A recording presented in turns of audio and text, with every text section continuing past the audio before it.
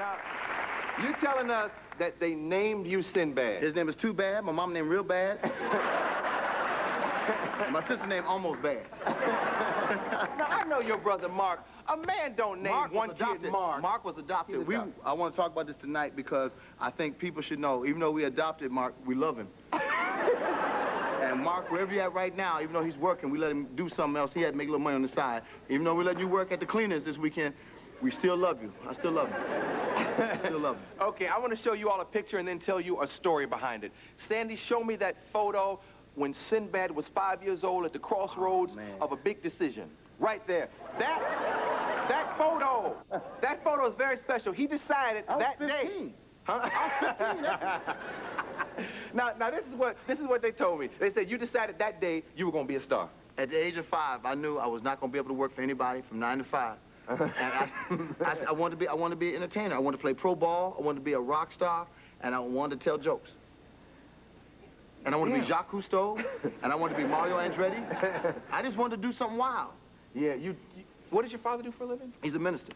Oh, now, was there ever any pressure on you to be a preacher? Never. Oh. See, I don't think you can make nobody be a preacher. I think God calls you. Uh-huh. You know, God calls you and you become a preacher, but you can't say, you gonna preach. I'm going like, did nobody tell me? So you always knew you'd be famous at something? I knew I would be causing trouble. I knew my name would be known. I didn't know how famous it would be. But it would be known somewhere, in some neighborhood. They would go, Sinbad, he's right over there. So I knew they would know me somewhere. And somebody said you used to practice your autograph. You used to write practice Sinbad? all the time, man. I used to write my name. I used to make the strokes look just right. So when I signed, it would be cool. Yeah, and I'm sure you had a fun childhood, too, along with deciding what you're going to do for a living. I had a stupid childhood, man. I was one of those kids, I'm talking about much, I was one of those kids that didn't really fit in with other kids, but I did fit in. You know, like I knew everybody, but no one really knew me.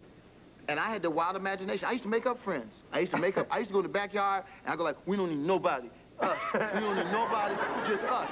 We don't need nobody, all right? And my mother inside, Lord, please. And they never told me I was crazy. They would come outside, and are your friends staying tonight? I go, no, they live over there. Mom, you don't live here. So now I think my parents are crazy because I knew they weren't there. I didn't know what was wrong with them. Did you play hide and go seek and tag and basketball? We used to play hide and go seek and find one of them brothers. We would just leave him out there. You know how you go hide and go home? Oh, that's cold. And we were watching. Everybody see you've done it. And we were watching. We would be home eating. Look, he's still outside. 500 And we've all done that. But know what's funny? That guy that you usually left outside probably has a good job now. He was the only one that had sense. That's why we hated him. He folded his own clothes. You go, stupid, you don't fold your clothes. We didn't know there was something that could get you jobs. Speaking of jobs, now you're still touring and stuff, right? Yeah. Because I mentioned my dates right before you came out. I want everybody to know. I played that Piss in Your Pants club. I've been there, man. I'm telling you, I brought extra pants to that club. I'm telling you, I didn't know. I didn't know, man. I like that club. Yeah, they book heavy there. They book very heavy. They got a lot of napkins. It's a nice club, man. You have dates. You have real dates. Though. Yeah, I won't even know about these dates. These dates are real. On May 29th, I'll be at Studio 183 in Miami, Florida. This is not like a regular club. It's like in the black neighborhood. So black folks, y'all come down. Studio 183 in Miami, Florida. We're coming to the neighborhood just for you. The tickets are like $1. So we're trying to keep it real low. May 30th at the Florida Theater in Jacksonville, Florida. Gonna be 2 shows in Jacksonville, Florida. Jerry Curl's getting free. You know what I'm talking about. That's right. If you have a gold tooth, you get to bring a friend. On May 31st at the Civic Center Auditorium in Savannah, Georgia. If you got a slave, you get a half-price ticket. Like slavery didn't exist. Like everybody's like, oh no, let's not talk about slavery. Oh, oh no, let's bring that back up. But I think it's over officially, ain't it? Not really. I'm in Hollywood. I'm in Hollywood. We'll be right back. We'll be back. You let me do that movie this week. Saxophone players be in the neck. If you can't move your neck, you can't play a sax. That's it. That's it, man. Yeah, moving your neck is real important. Moving the neck, because you play snap. You usually play, I like to play my sax solo. You'll be staying in high school band for the rest of your life. Now, how did you decide, finally, comedy would be it? It was a revelation, man. Like you said, my father called the minister. I was in the audience at an Air Force talent show.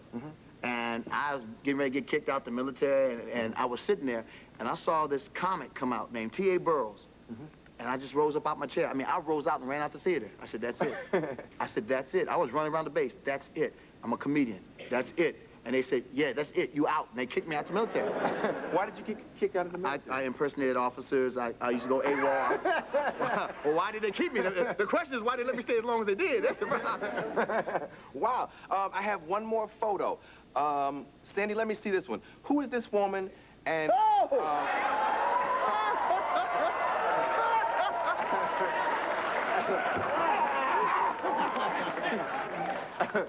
nice afro, man. And my afro, I just take the braids out, so it's just like, wow. Yeah. Well, that was the day. Couldn't be I stayed away too long.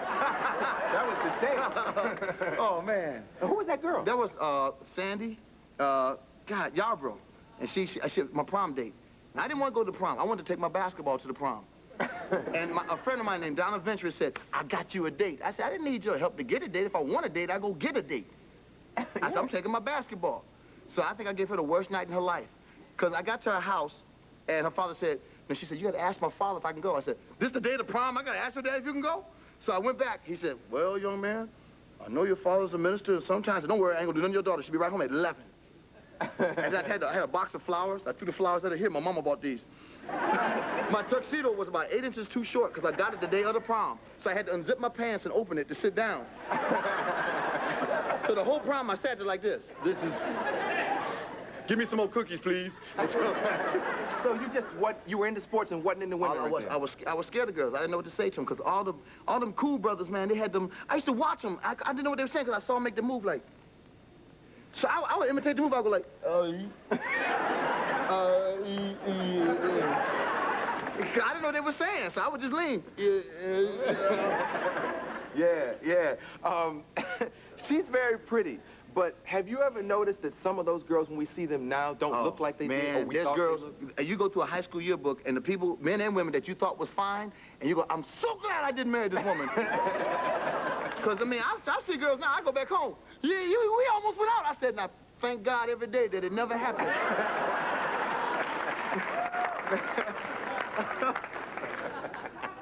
We go to high school, you go to a high school reunion, and somebody blew up by 400 pounds. I can see gaining 15, 20 pounds, but some people come in, you know, Sinbad, I just eat now, you know that. I feel like we don't know. I know you're eating. You just eat all the time. Oh, man. Joy brought me a tape of you talking to Bob Costas, and you said something very interesting. You said, I don't write jokes. Yeah.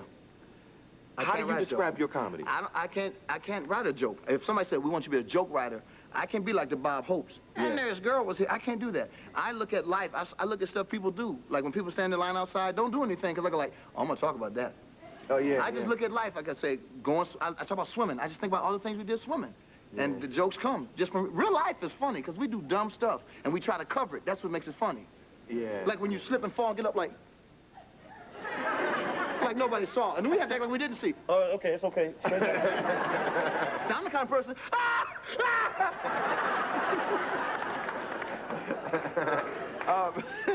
what have you observed this week that you're going to put into your act? What have I observed this week that I'm going to put in my act? What have I seen this Probably week? Dan Quayle, but what else? Dan, everybody talk about Dan. Dan's so easy. Dan makes a comedian's job too easy. I think when Dan go back to the White House, they go like, just shut up! Just shut up!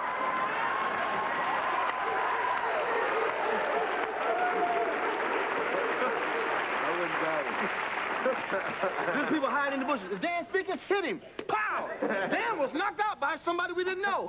Bush, but it was me. I'm sorry. How has comedy changed since you first started doing it? It's for comics now, and I look at guys before me like Jay Leno and them, man. I hate to say his name, but you know, man, we was out on the road. We used to stay like in comedy condos and stuff. And you made $300 a week, man, and you would drive to the gig, and it was like a word of mouth thing. There was no route. It was like, I heard there's this club in Mississippi. They paying $10 if you get there this week. And that's how it was. Nowadays, guys get flown in. Plus, nobody wants to do stand-up anymore. Everybody wants to do a sitcom. Guys want to do stand-up for a month. Like, okay, I'm going to do stand-up, but somebody, should I get a manager? I said, why don't you get a joke? Get one joke first. Get a joke.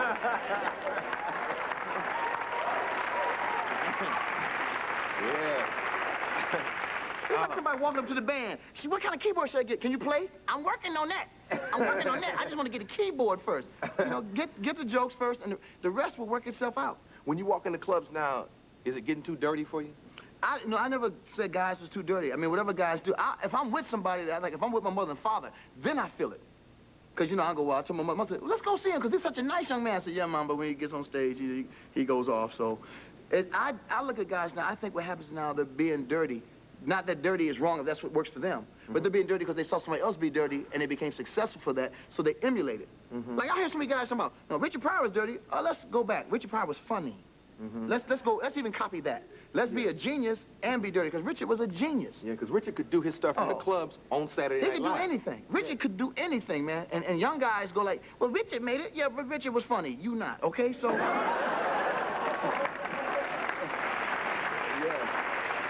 Now, I also know you wanted to be a rock star, but can you sing? Was that important? I wanted to sing so bad. I tell you who I wanted to be, Walter Hawkins. Who is that? From the Walter Hawkins Singers. Tremaine Hawkins' brother. Oh, I know Edwin. I want to be them. I was like in the church, and I wanted to sing lead. I wanted to sing a solo so bad. And I was so bad, my dad put me out the choir, man. My dad put me out, because the choir director said, please put your son out, because he can't sing, and he's messing everybody else up. This is not a joyful noise he makes. This is not, they told me to lip sync. I was the only lip syncing choir member in America. The choir be singing, I'd be like...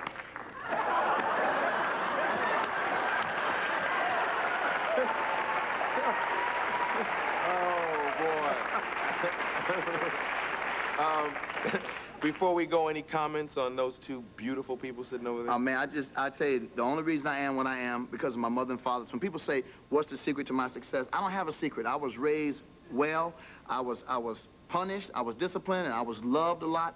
So the only reason I'm where I'm at, when young comics say, why are you there? I said, well, if you want to learn how to do comedy, then be raised in these people's home, man, because that's why I am what I am today. Yeah. And that's why I say, anybody out here with children, love your kids, discipline your kids, and they can become anything, and they will not go far from where they're taught. Like I say, the apples don't fall far from There's the quote by a white guy, if you fall out of a tree, you don't fall far from it. So that's it. Were they both tough on you, or was one the disciplinarian? No, my mother would whoop me, but she knows she can whoop like my dad, so she would pre-whoop me to get me warmed up. And my mother would get me killed, man. See, my mother would go like this, oh, Don, he was this, and my dad would whoop me, stop it, don't kill him, Lord, don't kill him. So...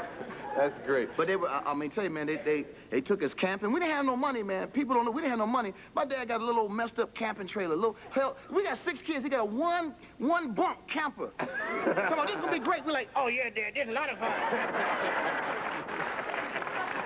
But we experienced a lot, man. I thank my mother and father for giving me those experiences, man. Yeah, and I thank you for bringing them by to meet us. This is Sinbad. We'll be back.